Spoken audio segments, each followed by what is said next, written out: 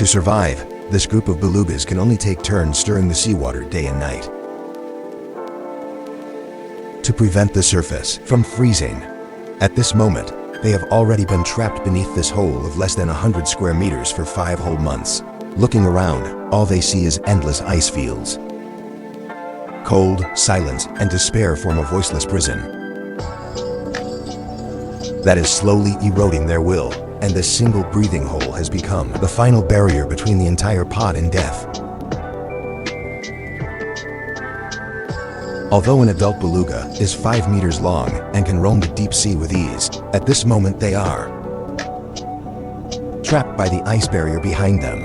As marine predators, we must surface every 15 minutes during the day to breathe. What was once the natural rhythm of life has now become a deadly shackle imprisoning us. Within a radius of 30 kilometers, there is no second breathing hole. The fish and shrimp beneath the ice have long been eaten, and now hunger and cold gnaw at our bodies together. The long entrapment has almost made us forget the meaning of swimming, yet we still charge toward the surface again and again, just to keep that little bit of movement. Because we know that once the sea surface freezes completely, all our efforts will turn to nothing. I often wonder, if spring never returns, will we remain forever asleep beneath this ice field? But the instinct for life never lets us give up easily. Finally, the northern winds begin to stir the ice, producing low cracking sounds. It is spring. It has returned. The ice melts under the sunlight, opening cracks one after another. They are paths to freedom and also a new trial. Broken ice drifts into a moving maze, and we must navigate through it. A single mistake, and the breathing hole will be covered, and suffocation will follow. We use sonar to find our way. Sound waves strike the ice and return to our ears. Every echo is a test and a step toward survival. Under the leader's guidance, we finally find an open patch of water. Sunlight pours through the broken ice, and the water glows pale blue. Yet we are not the only visitors here. Narwhals also arrive after months of entrapment. We almost never encounter each other, yet in this moment we share the same breath. I feel an indescribable closeness. Perhaps fate has given us the same confinement and thus the same resonance. Not long after, as if healed, we turn together and swim toward the wider sea. After crossing the broken ice zone, we part ways. They head farther north while we begin our journey home. This is a migration spanning over 1,000 kilometers, requiring us to cross cold currents, drifting ice zones, and unknown deep seas. At home, familiar echoes await. New life awaits. On the journey, we constantly call out to each other.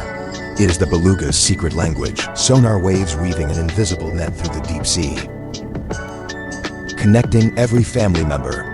As long as we hear that familiar tone, a warmth of reassurance fills our hearts. But danger is never far. Upon reaching open waters, we hear the low-frequency echoes of orcas. They are the apex predators of the ocean, and we know we are on their menu. So we move forward silently. No calls, no cries. We replace language with touch, confirming each other's presence by body warmth in the dark deep. 6 weeks later, we finally return to our homeland, the Hudson Bay. The surface is covered by white waves of life, more than 50,000 belugas gathered, breathing, rolling, singing beneath the sun. In that moment, I almost forgot the bitter cold beneath the ice. I looked at the little one beside me. This is his first homecoming. He follows closely, afraid of getting lost. In these waters, new life will be nurtured here. Old memories washed away. Yet danger still lingers. After the ice melts, polar bears lose their hunting ground for seals. Hunger drives them toward the coast. Lurking along our return path, I detect its massive form with sonar. It is waiting. As we approach the shallows, the air tightens. The polar bear suddenly leaps into the water, splitting the waves. The pod scatters instantly. My child and I rush side by side into deeper waters. Our speed is 3 times faster than his. I swim while issuing low-frequency warnings, urging others to avoid the danger. Yet the tide is receding. The water grows shallow. Sandbars emerge like traps. The child makes it across, but I become stranded halfway. My heavy body is pressed against the sand. Unable to move, I slap my tail desperately, water spraying wildly, but despair is all I gain.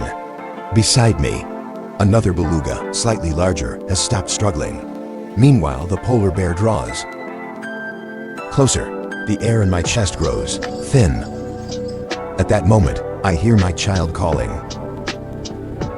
A small, urgent sound carried through the wind and waves. I try my best to respond, but my voice is drowned. Just as my strength fades, the beluga beside me uses his last strength to push me. A single thrust, giving me the hope of life. Without hesitation, I summon every ounce of strength.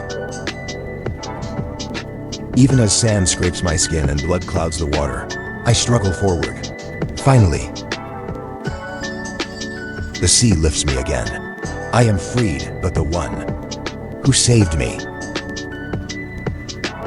never resurfaced. He remains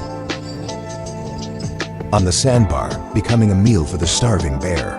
I bear no hatred, only silent understanding. In this polar law, every life has an ending. I dive back into the sea, following my child's cry. But suddenly the sound stops. In that instant, a fear greater than any I've known grips me. I call out desperately, again and again, until my voice tears. Then a faint echo returns. It's him. He remembers my voice and the signal I taught him. When he reaches me,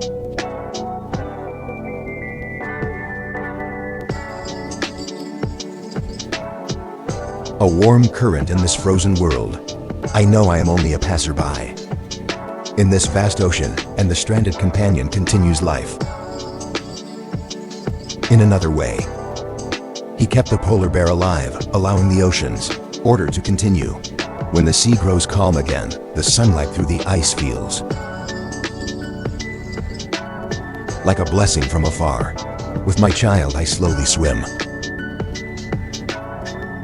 back into the deep.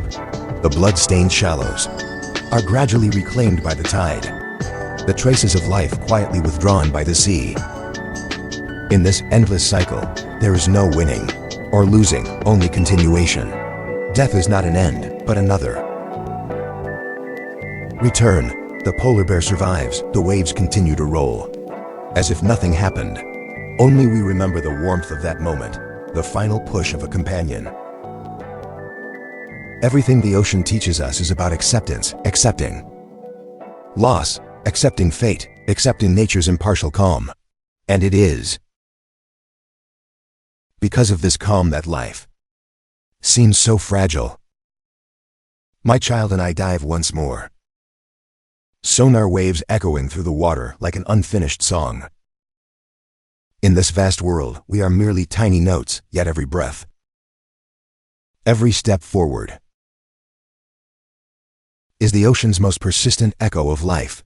Because being alive is itself a miracle.